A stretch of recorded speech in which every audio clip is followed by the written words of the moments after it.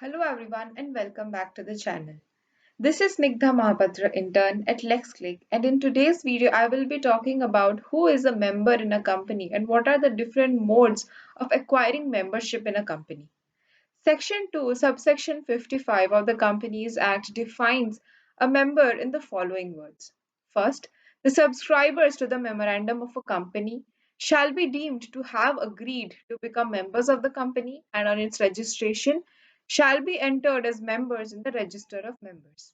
Second, every other person who agrees in writing to become a member of a company and whose name is entered in its register of members shall be a member of the company. Third, every person holding shares of the company and whose name is entered as a beneficial owner in the records of a depository. On this basis, apart from signing of the memorandum, two prerequisites for a person to become a member of a company are required.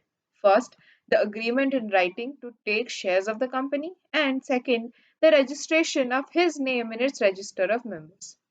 Besides, a person may also become a member of a company through the depository system. Thus, a person can agree to take shares of a company either as a subscriber to the memorandum at the initial stage of its formation or in any of the following manner. First, by subscribing to its further or new shares. Second, on transfer of his shares from an existing member. Third, on acquisition or purchase of its shares, for example, a takeover bid or a renunciation of rights of shares by an existing member. Fourth, on acquisition of its shares by devolution, for example, transmission of shares to legal heirs of a deceased person, or an insolvency, or upon merger or amalgamation after tribunal's order. Fifth is on conversion of convertible debentures or loans pursuant to the terms of issue of such debenture or loan agreement respectively. Now, what are the definite modes of acquiring a membership? A person may become a member or a shareholder of a company in any of the following ways. First, by subscribing to the Memorandum of Association. UP Oil Mills versus Jamna PD held the subscribers of the memorandum of a company are deemed to have agreed to become members of the company only by reason of their having signed the memorandum. Subscribers to the memorandum become members the moment the company is registered, and it is not necessary that their names must have been entered in the register of members. Further, by subscribing the memorandum, every one of the subscribers is deemed to have contracted to become a shareholder in respect of the shares he subscribed for. Now, the second method of acquiring membership is by agreement and registration. Section 2, subsection 55 of the Companies Act 2013 provides that apart from the subscribers of the memorandum, every other person who agrees in writing to become a member and whose name is entered in the register of members shall be a member of the company.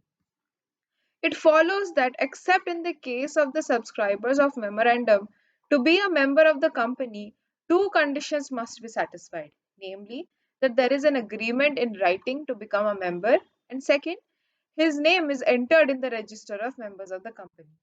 The Supreme Court in Balkrishnan Gupta versus Swadeshi Politics Limited held that two conditions of Section 4 of Section 41 subsection 2, now Section 2 subsection 55, are cumulative.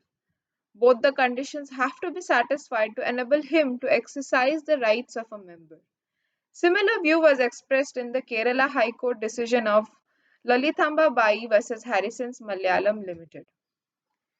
Now, registration of the name of a person as a member of a company may arise either upon application and allotment, by transfer, that is, the member may acquire shares from an existing member by sale, gift, or some other transaction, or by transmission, where a person becomes a shareholder by transmission of shares through death, lunacy, or insolvency, or by estoppel or holding out. This arises when a person holds himself out as a member or knowingly allows his name to remain on the register when he has actually parted with his shares.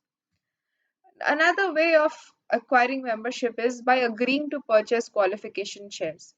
Some authors believe that a person who signs and delivers to the registrar a written undertaking to take from the company and pay for qualification shares is in the same position as if he had subscribed to the memorandum for a similar number. As such, he is also deemed to have become a member automatically on the incorporation of the company. The opinion, however, is not free from controversy since it is doubtful that the name of such a director could be included in the list of contributories in the event of company going into liquidation before the said shares are allotted to him. Thank you so much for watching the video and please subscribe to the channel.